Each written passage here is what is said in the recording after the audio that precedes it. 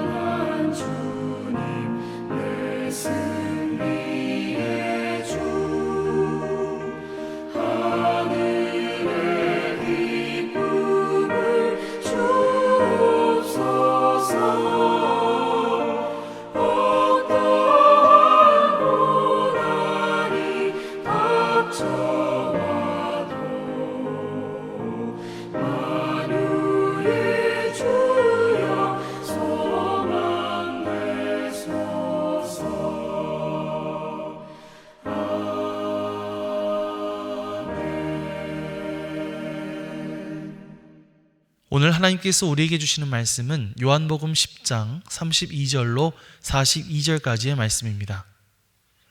예수께서 대답하시되 내가 아버지로 말미암아 여러 가지 선한 일로 너희에게 보였거늘 그 중에 어떤 일로 나를 돌로 치려 하느냐.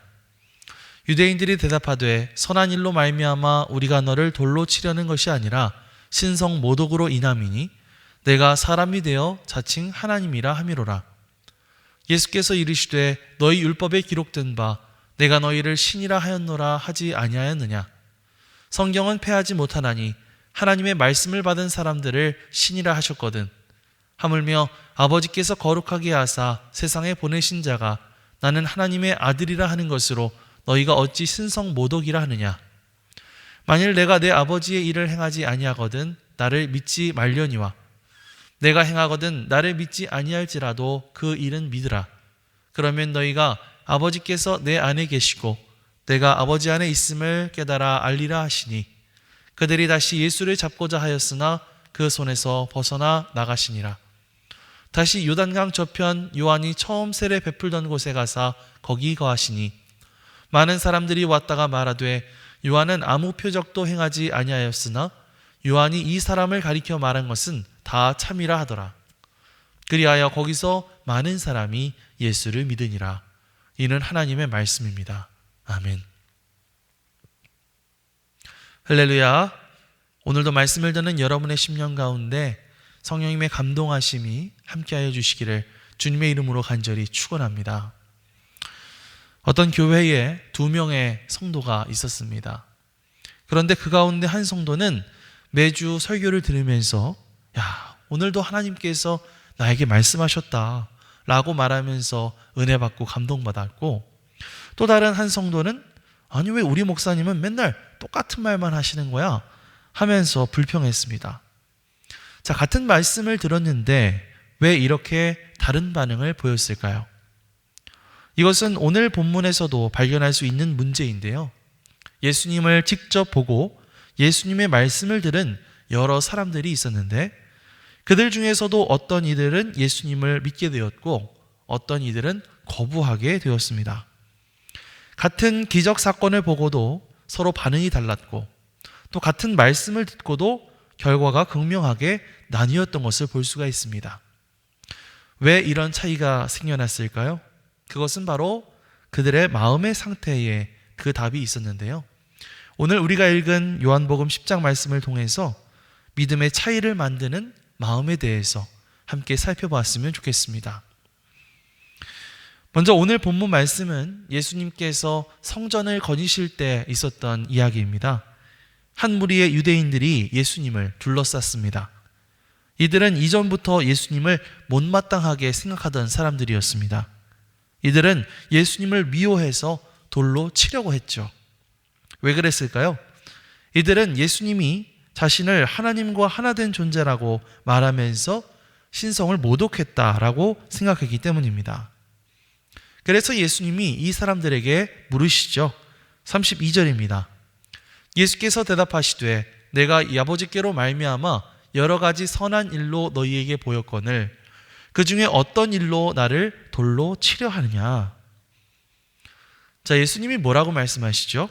내가 아버지께로부터 온 선한 일을 너희에게 많이 보여줬는데 도대체 그 가운데 어떤 일로 나를 이렇게 돌로 치려고 하니? 여기에서 예수님이 말하신 선한 일이라고 하는 것, 이것은 헬라어로 칼론 에르곤, 즉 아름답고 선한 행위를 의미하는 것입니다. 예수님은 사람들에게 여러 가지 사랑의 모습들을 많이 보여주셨죠. 당시 외면받고 천대받던 그런 사람들에게 다가가서 그들을 위로해 주시고 격려해 주시고 또 친구가 되어 주셨습니다. 예수님은 하나님의 사랑과 하나님 아버지의 마음이 무엇인지를 잘 보여주신 분이었죠. 뿐만 아니라 예수님은 분명한 기적과 이적들을 보여주셨습니다.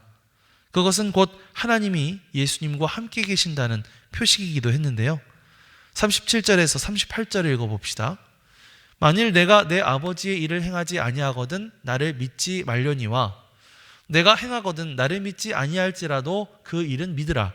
그러면 너희가 아버지께서 내 안에 계시고 내가 아버지 안에 있음을 깨달아 알리라 하시니. 예수님께서는 사람들 앞에서 하나님의 능력을 많이 보여주셨는데요. 병든 사람들도 고치시고 죽은 사람을 살리시고 수많은 사람들을 먹이시는 능력을 보여주기도 하셨죠.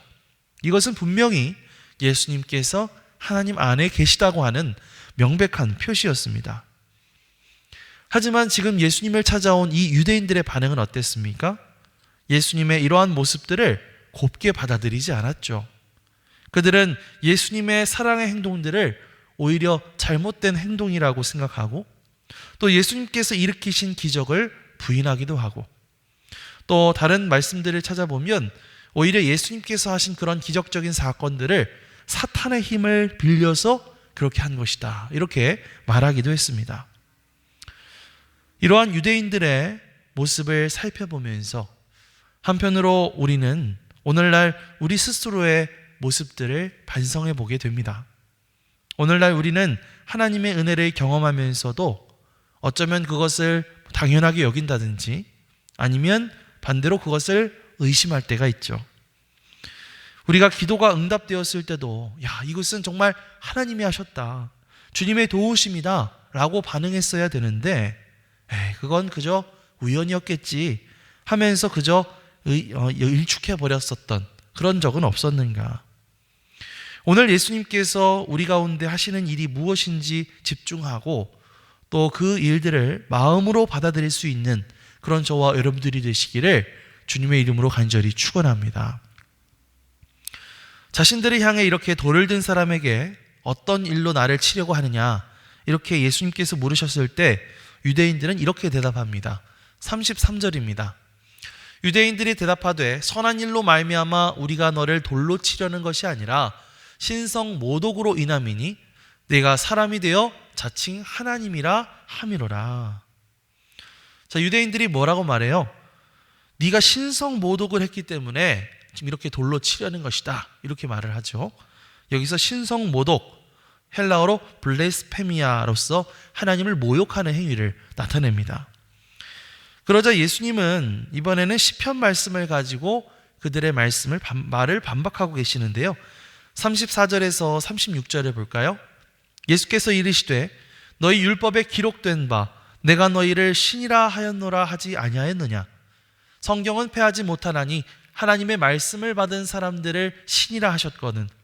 하물며 아버지께서 거룩하게 하사 세상에 보내신 자가 나는 하나님의 아들이라 하는 것으로 너희가 어찌 신성 모독이라 하느냐? 이렇게 말씀하시죠. 여기서 예수님께서 인용하신 말씀은 시편 82편 6절 말씀입니다. 내가 말하기를 너희는 신들이며 다 지존자의 아들들이라 하였으나 라고 하는 말씀이죠. 시편 말씀에서도 하나님께서 우리를 가리켜서 신들이자 하나님의 아들들이다 이렇게 표현을 하고 있는데 예수님이 자신을 가리켜서 하나님의 아들이다 라고 한 말씀을 가지고 왜 신성모독이라고 하느냐 이렇게 반박하신 것이죠. 그동안 그들이 믿고 신봉했던 그 성경의 말씀을 가지고 그들의 주장에 대답을 하신 것입니다. 자, 그렇다면 이 유대인들이 원래 어떤 반응을 보여야 했을까요? 유대인들은 원래 성경 말씀을 가지고 토론하는 것을 매우 즐겨하는 민족이었습니다. 그렇기 때문에 유대인들이 예수님 말씀을 들었다면 그 말씀을 가지고 다시 반박을 하면서 토론을 진행했어야 맞는 것이겠죠. 하지만 이들은 예수님의 논쟁을 일체 받아들이지 않았습니다. 왜 그랬을까요? 이미 그들의 마음 가운데 결론이 나 있었고 그 마음이 닫혀 있었기 때문이죠. 예수님이 무슨 말씀을 하시든 어떤 대답을 하시든 이미 그들의 마음이 닫혀 있고 정해져 있었기 때문에 예수님의 말씀을 받아들일 수가 없었던 것입니다. 그래서 39절 말씀을 보면 이들은 예수님이 무슨 대답을 하시든 상관없이 예수님을 돌로 쳐 죽이려고 했던 것을 볼 수가 있죠. 사실 이들이 가지고 있었던 이러한 마음은 오늘날 자칫 우리가 가질 수 있는 그런 마음이기도 합니다. 만약 이 유대인들처럼 예수님을 향한 우리의 마음이 닫혀 있고 굳어져 있다면 우리는 예수님께서 하시는 그 말씀들, 성경에 나오는 그 말씀들이 다 곱게 들리지는 않을 것입니다. 때로는 터무니없는 말처럼 들리기도 하고 고깝게 들릴 때도 있겠죠. 하지만 그러한 태도는 결국 유대인들이 그랬던 것처럼 내 안에 예수님을 죽이고 제거하려는 태도와 마찬가지인 것입니다. 우리는 예수님의 말씀을 외면하며 거부하려는 유혹을 받게 될 것입니다. 그렇다면 오늘 내 마음은 과연 예수님 앞에서 이렇게 닫혀져 있지는 않은가? 굳어져 있지는 않은가? 그래서 예수님의 말씀을 못 받아들이고 있지는 않은가? 우리 영혼의 상태를 돌아볼 수 있는 저와 여러분들이 되시기를 주님의 이름으로 간절히 축원합니다. 자, 이렇게 예수님은 유대인들의 강한 거부 때문에 결국 요단강 저편으로 도망가실 수밖에 없었습니다. 자, 그런데 그곳에서 예수님은 한 무리의 사람들을 만나게 되셨는데요.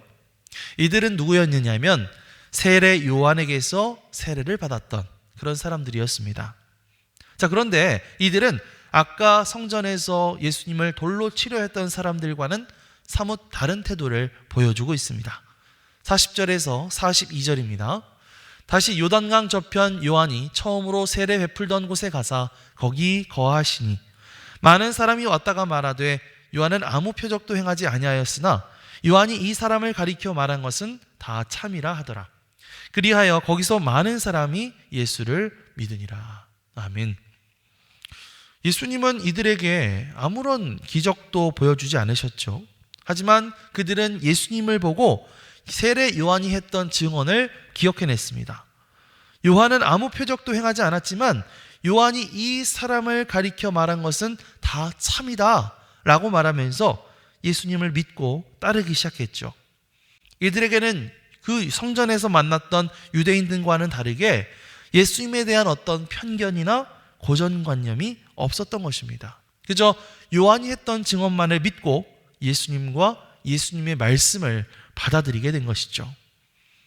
오늘날 우리도 복음을 듣게 될 때에 이들의 모습과 같이 편견 없이 열린 마음으로 그 말씀을 받아들이는 자세가 우리 가운데 필요한 줄 믿습니다.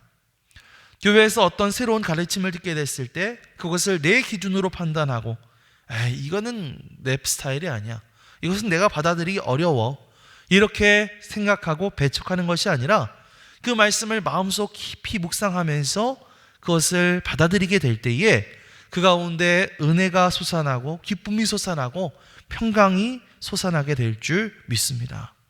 사랑하는 성도 여러분, 이 믿음이라고 하는 것은 그저 비약적인 논리나 증거로부터 오는 것이 아니라 마음의 태도에서부터 시작된다는 사실을 기억하시기 바랍니다. 우리가 열린 마음으로 있을 때 더 예수님을 깊이 이해하고 믿을 수가 있게 되는 것이죠.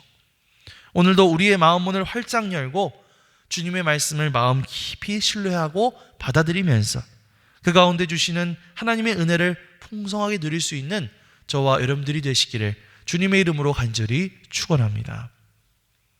자, 말씀을 정리하겠습니다. 오늘 본문에는 같은 예수님의 모습을 보고도 정반대의 반응을 보였던 두 무리가 등장했죠.